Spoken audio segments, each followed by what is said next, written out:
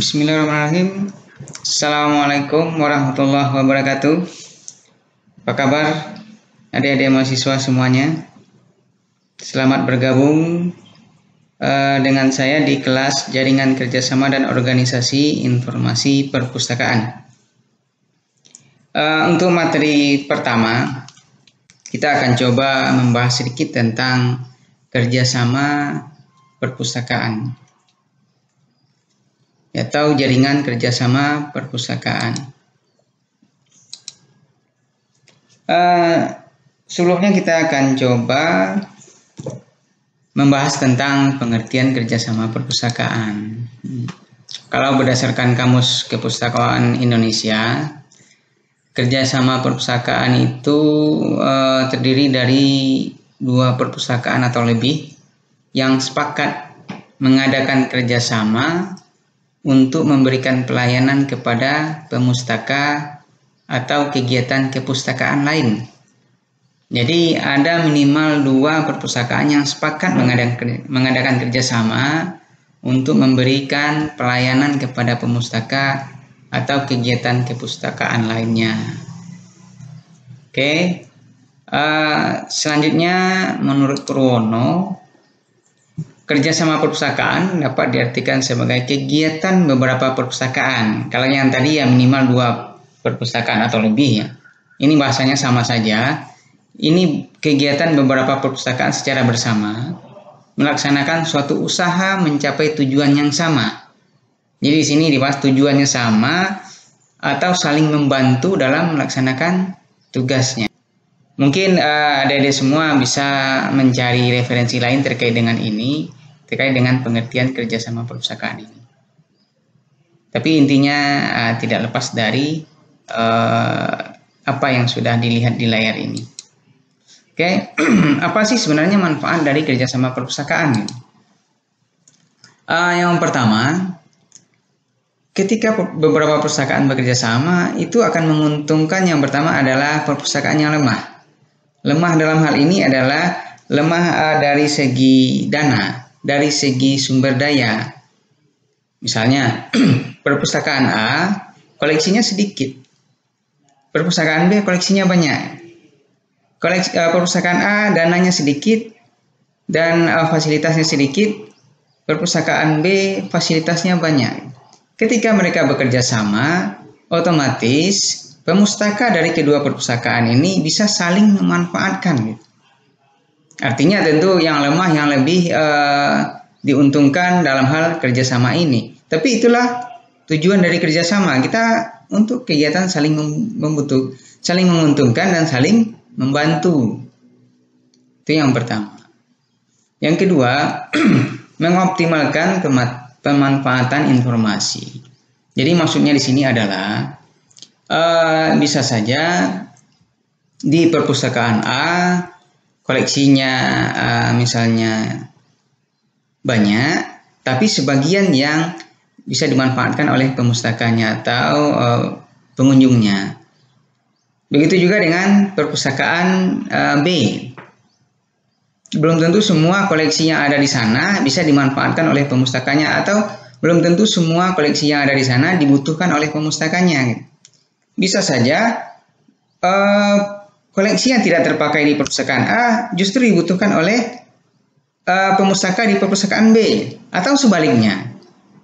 Makanya dengan saling bekerja sama, misalnya kerjasama silang layan pemanfaatan koleksi, artinya tingkat pemanfaatan informasi koleksi yang ada itu akan jauh lebih tinggi karena pemustaka atau penggunanya lebih banyak dari yang sebelumnya hanya dari perpustakaan itu sendiri. Sekarang sudah bisa dimanfaatkan oleh pemustaka dari perpustakaan lain karena kita saling bekerja sama.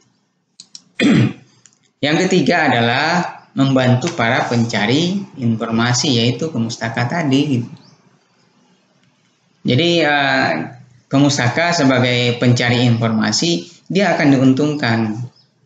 Kenapa?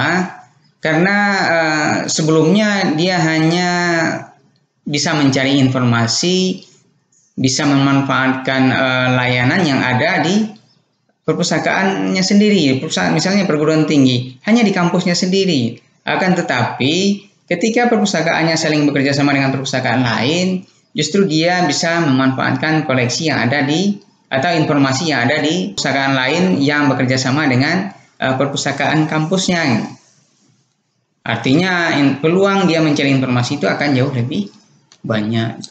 Ketika kita saling bekerja sama, kita akan membangun beberapa kegiatan-kegiatan, beberapa program, akan muncul ide-ide dari kita yang bekerja sama untuk mengadakan berbagai kegiatan. Bisa saja salah satu kegiatannya adalah meningkatkan budaya baca masyarakat. Jadi sebenarnya banyak lagi untungannya yang bisa dimanfaatkan. Selain itu juga ada untuk peningkatan SDM. Jadi bisa saling berbagi keterampilan, bisa saling berbagi sumber daya, berbagi informasi dan lain sebagainya. Cukup banyak keuntungannya. Ini hanya pancingan saja 4 keuntungan ini. Untuk selanjutnya silakan dicari lebih jauh, ditelusuri lebih jauh apa sih sebenarnya manfaat lain dari kerjasama perpustakaan. Oke, kita lanjut ke unsur kerjasama perpustakaan. Unsur-unsur kerjasama perpustakaan yang pertama adalah harus ada saling pengertian di kalangan perpustakaan yang saling bekerja sama. Jadi harus ada saling pengertian di kalangan perpustakaan yang saling bekerja sama. Gitu. Jadi kita tidak bisa memaksakan kehendak satu perpustakaan memaksakan kehendak ke perpustakaan lain. Itu tidak bisa. Contohnya perpustakaan UNP misalnya, perpustakaan kampus besar bekerja sama dengan perpustakaan UNES misalnya, yang notabene lebih kecil gitu. Ketika kita sering bekerja sama perusahaan besar dengan perusahaan kecil, tidak serta-merta perusahaan besar harus memaksakan kehendaknya ke perpustakaan yang lebih kecil. Kita harus mengerti kondisi perpustakaannya seperti apa. Yang kedua, harus ada penerimaan tanggung jawab yang muncul karena kerjasama. Ketika kita bekerja sama, masing-masing kita harus bertanggung jawab, berkomitmen terhadap poin-poin syarat-syarat kerjasama yang sudah tertuang dalam MOU yang kita tanda tangani, atau kita harus mematuhi tanggung jawab yang muncul dari kerjasama yang kita lakukan. Selanjutnya, sarana bekerja sama tentu harus ada, seperti adanya katalog induk, nomor telepon untuk informasi dan sejenisnya. Jadi ketika kita bekerja sama, sarananya harus ada. Maksud di sini adalah sarana apa sih yang akan kita kerjasamakan? Contohnya dalam hal silang layan, tentu masing-masing perpustakaan harus mempunyai katalog induk yang bisa diakses oleh anggota dari perpustakaan lain. Kita harus punya sarana. Tidak mungkin kita bekerja sama dengan orang lain, kita tidak punya apa-apa, dan kita terima enaknya saja, tentu tidak bisa. Selanjutnya, tentu harus ada organisasi formal sebagai wadah kerjasama. Misalnya, kerjasama antara perguruan tinggi yang ada di Indonesia itu ada wadahnya yang bernama Forum Perpustakaan Perguruan Tinggi Indonesia, FPPTI singkatannya. Ya, harus ada organisasi formalnya ya. Yang selanjutnya adalah harus ada basis atau struktur nasional atau infrastruktur untuk ajang kerjasama. Maksudnya di sini adalah basisnya itu apa sih gitu? Basisnya kalau FPPTI tadi adalah basisnya itu ya di perguruan tinggi. Infrastrukturnya ya perpustakaan dari masing-masing perguruan tinggi. Itu beberapa unsur untuk kerjasama perpustakaan yang harus terpenuhi. Oke, selanjutnya adalah strategi pengembangan kerjasama. Jadi dalam mengembangkan kerjasama perpustakaan itu kita tentu harus ada strateginya.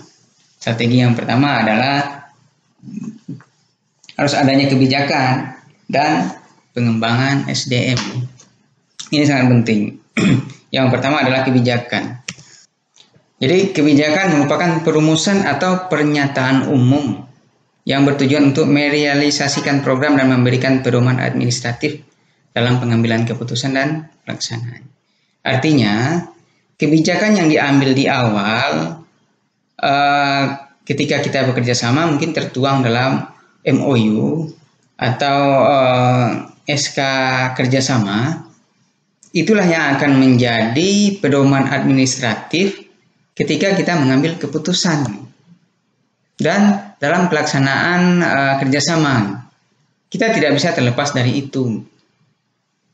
Misalnya kebijakan yang diambil adalah pemustaka dari setiap perpustakaan yang tergabung dalam FPPTI wilayah Sumatera Barat, pemustakanya itu bisa memanfaatkan informasi dari seluruh perguruan tinggi yang menjadi anggota. Artinya apa? Pemustaka di UNP atau misalnya kita mahasiswa UNP, kita bisa memanfaatkan koleksi yang ada di perpustakaan UNAN. Begitupun sebaliknya. Kalau itu tertuang di dalam MOU atau dalam kebijakan atau dirumuskan di dalam kebijakan kerjasama yang tertuang di dalam MOU. Nah, itu pentingnya kebijakan. Yang kedua adalah pengembangan SDM. SDM sebagai individu dan energi dari orang-orang yang ada di dalam suatu organisasi. Mereka yang akan berkontribusi dalam mewujudkan visi, misi, strategi, dan tujuan organisasi atau institusi.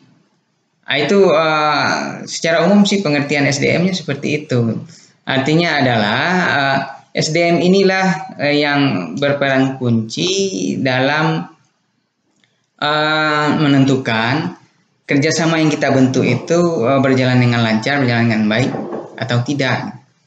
Oleh karena itu, di dalam kita bekerja sama tidak akan terlepas dari pengembangan SDM. Pengembangan SDM inilah harus menjadi satu fokus yang dirumuskan dalam kebijakan ketika kita bekerja sama. Yang pertama kita bahas kebijakan. Kebijakan misalnya yang pertama kita memperbaiki layanan dan program dalam institusi. Kebijakan memperbaiki layanan dan program dalam institusi. Yang kedua adalah gambaran akan sesuatu yang hendak dicapai. Misalnya kita bekerja sama. Saya kasih contoh lagi misalnya FPPTI ya. FPPTI wilayah Sumbar. Di awal kerjasama, kebijakan yang diambil adalah kita akan mengakreditasi seluruh perpustakaan perguruan tinggi yang tergabung di dalam FPPTI wilayah Sumatera Barat. Nah, itu gambaran yang hendak kita capai. Yang ketiga, menunjukkan adanya perubahan. Jadi, ketika kita sendiri tidak bekerja sama, dengan setelah kita bekerja sama tentu harus ada perubahan. Tidak mungkin ketika kita sendiri dengan ketika kita bekerja sama, hasilnya sama saja. Jadi kinerja kita sama saja, yaitu sama saja, percuma saja kita bekerja sama. Dan tentu tidak ada unsur saling menguntungkan di sana karena tidak adanya perubahan. Selanjutnya adalah penentuan dalam pengambilan keputusan. Kebijakan inilah yang akan menentukan keputusan apa yang akan kita ambil ke depannya. Jadi kebijakan inilah yang menjadi dasar bagi kita dalam mengambil keputusan. Selanjutnya kebijakan itu menormalkan kinerja. Maksudnya di sini adalah ketika ada kebijakan yang menjadi pedoman bagi kita bekerja,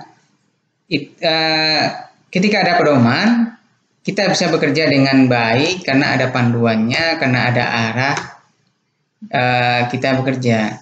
Ketika kita tidak mempunyai kebijakan, misalnya kita hanya saling bekerja sama saja tanpa ada target, tanpa ada tujuan, tentu ngambang jadinya. Si A punya keinginan yang berbeda, si B keinginannya berbeda, begitu juga dengan si C.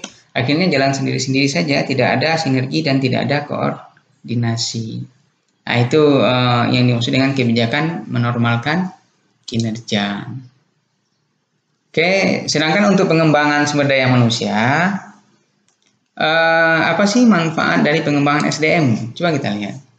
Yang pertama adalah pengembangan SDM itu meningkatkan pengetahuan dan kemampuan, itu sudah pasti. Yang kedua, meningkatkan kepuasan kerja. Ketika kemampuan kita meningkat, pengetahuan kita bertambah, tentu saja kepuasan kerja juga meningkat gitu. Dan ketika kepuasan kerja meningkat, kinerja kita meningkat, tentu karir kita akan maju.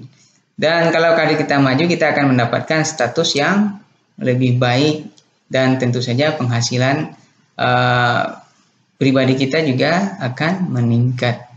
Nah, itu manfaat dari pengembangan SDM. Yang ketiga itu harus adanya selain kebijakan dan pengembangan SDM, juga harus ada korelasi.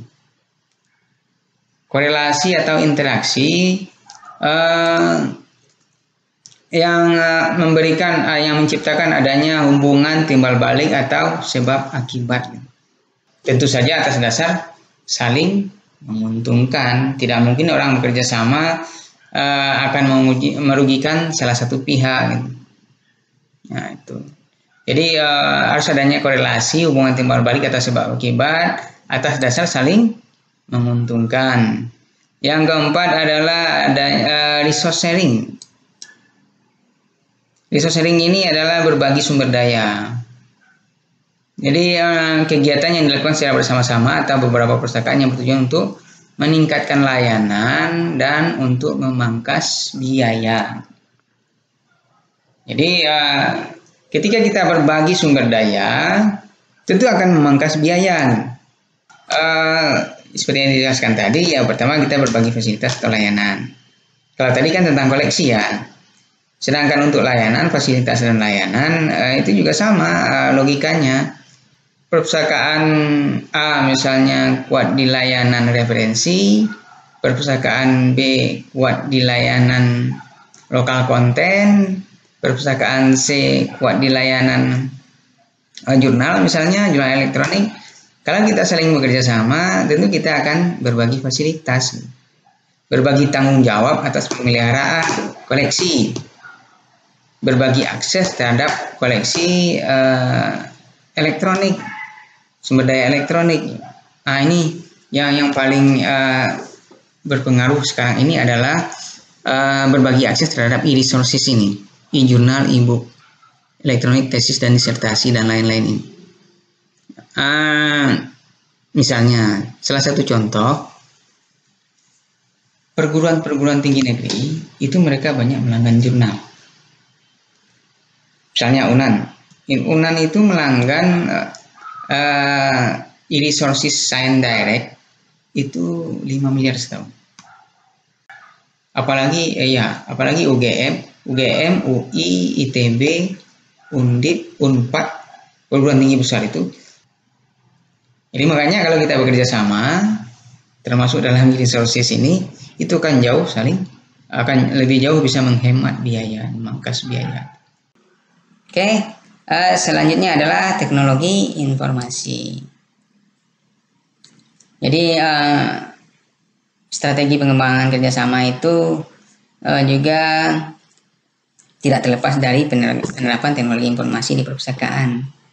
Yang pertama adalah kegiatan otomasi perpustakaan. Di kegiatan otomasi perpustakaan, misalnya sederhananya, katalog kita sudah terotomasi dan terkoneksi ke internet, tentu saja bisa diakses oleh perpustakaan lain. Begitu juga dalam sistem informasi manajemen perpustakaan. Dalam tata kelola sistem informasi perpustakaannya, kita juga bisa saling bekerja sama, saling membantu misalnya ya mengadakan pelatihan, saling membantu maintenance, seandainya ada kendala-kendala kita bisa saling berbagi sumber daya untuk membantu mengatasi berbagai persoalan yang dihadapi dalam sistem informasi manajemen perpustakaan di perguruan tinggi anggota, dan juga pengembangan perpustakaan digital. Itu tidak terlepas dari untuk saat ini memang perpustakaan digital sudah menjadi tuntutan, apalagi saat sekarang ini setelah COVID merebak ini menuntut kita untuk lebih intens dalam pengembangan perpustakaan digital. Nah, ada juga e-learning ya seperti yang kita lakukan sekarang ini. Kita belajar menggunakan e-learning.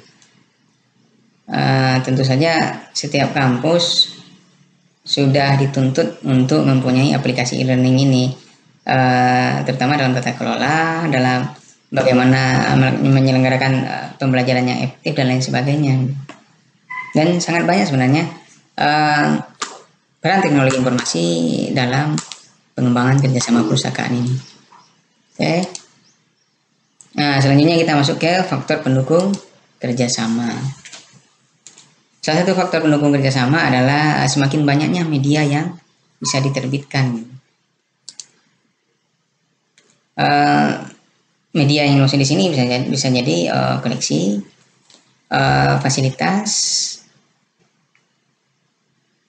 Jadi selanjutnya adalah meningkatnya kebutuhan pemakai. Meningkatnya kebutuhan pemakai, ya kebutuhan pemakai ini makin lama kan semakin bertambah ya. Dulu kita hanya butuh koleksi fisik, sekarang kebutuhannya sudah dalam bentuk elektronik, salah satunya. Selanjutnya adalah perkembangan ilmu pengetahuan. Perkembangan ilmu pengetahuan itu semakin lama semakin meningkat, sehingga mau tak mau dalam bekerja sama kita tidak terlepas dari peningkatan ilmu pengetahuan baik untuk pemustaka maupun untuk pustakawan yang ada di perpustakaan. Kebutuhannya juga meningkat, otomatis tuntutan terhadap kompetensi dan kemampuan pustakawan pun harus meningkat. Tidak mungkin generasi milenial sekarang masih dilayani secara manual, masih dilayani secara konvensional oleh pustakawan, dan itu kan tidak sesuai dengan perkembangan ilmu pengetahuan gitu. Pemustaka itu butuh informasi yang cepat dan up to date dan bisa diakses dari mana saja gitu. Ketika pemustaka butuh sebuah informasi, tidak mungkinlah pustakawannya ya tunggu saya carikan dulu ya, tunggu 2 hari 3 hari lagi ya. Tentu artinya tidak sesuai lagi dengan konteks kekinian gitu, dan perpustakaan akan semakin ditinggalkan. Ya ini tuntutan untuk memperoleh informasi secara cepat dan up to date. Kalau untuk memperoleh informasi secara cepat dan up to date itu sangat banyak, tapi yang valid, yang betul-betul informasi yang bisa dipercaya dan tepat sesuai dengan kebutuhan kita, itu ya strategi yang perlu kita ya itu ilmu yang dibutuhkan oleh pustakawan, sehingga pemustaka tidak mendapatkan informasi hoax, informasi yang salah. Selanjutnya adalah faktor pendukung perkembangan teknologi informasi. Mau tak mau perpustakaan harus mengikuti perkembangan IT, tidak bisa tidak. Nah, ini tuntutan penghematan karena keterbatasan anggaran. Lagi-lagi kerjasama harus menuntut adanya penghematan karena setiap perpustakaan itu mempunyai anggaran yang terbatas. Tidak semua perpustakaan mempunyai yang kuat di anggaran. Selanjutnya faktor penghambat. Banyak hal sebenarnya yang menghambat kerjasama. Yang pertama adalah faktor bahasa. Faktor bahasa ini bisa jadi berlaku ketika kita bekerja sama dengan perpustakaan dari negara lain dengan bahasa yang berbeda. Faktor keuangan, yaitu masing-masing perpustakaan itu mempunyai kemampuan finansial yang berbeda-beda gitu, dan mempunyai pemahaman yang berbeda-beda juga.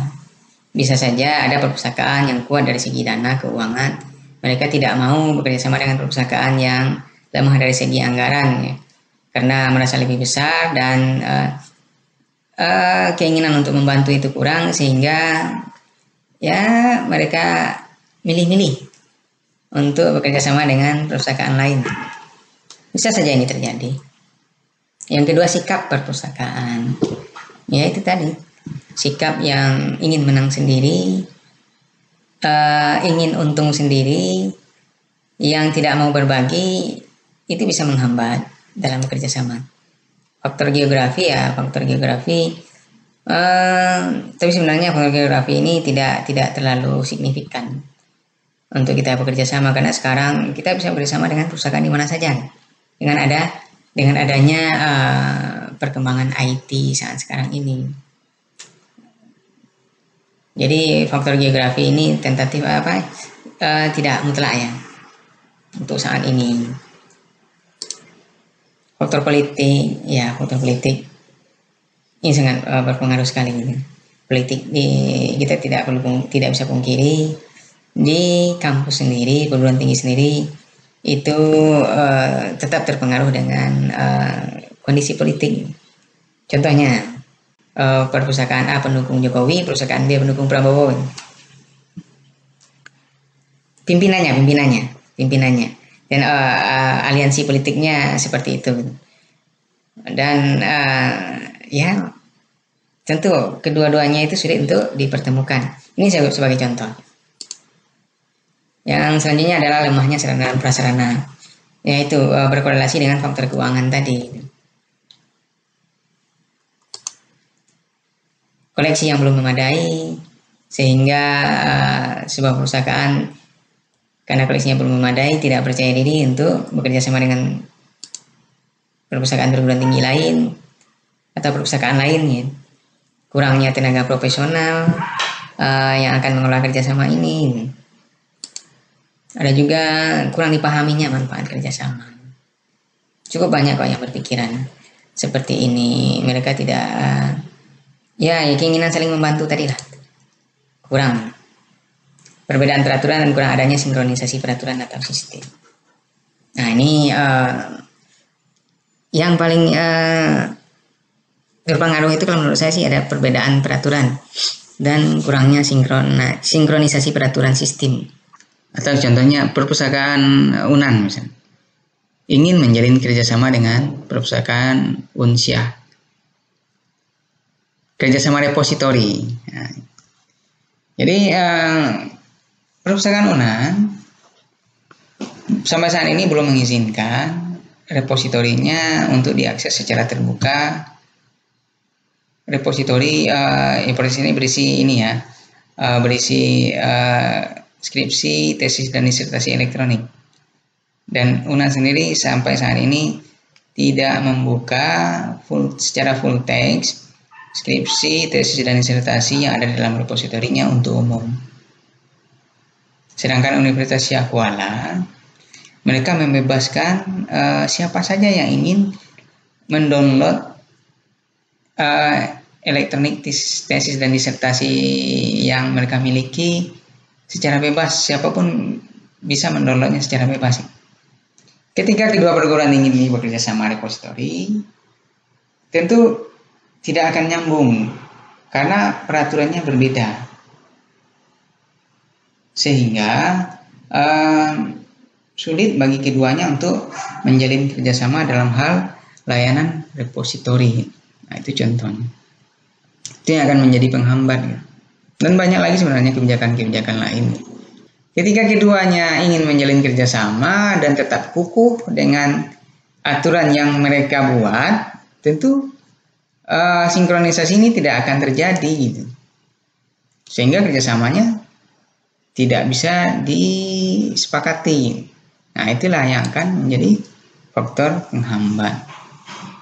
Selanjutnya kita akan membahas contoh-contoh kerjasama perpustakaan. Contoh kerjasama perpustakaan salah satunya adalah Jogja Library for All. Bisa diakses di jogjalib.com. Ini adalah jaringan kerjasama perpustakaan yang ada di daerah istimewa Yogyakarta. yang menyediakan akses informasi koleksi perpustakaan secara online bagi masyarakat. Jenis kerjasamanya adalah katalog bersama. Jadi perpustakaan yang tergabung dalam GLA ini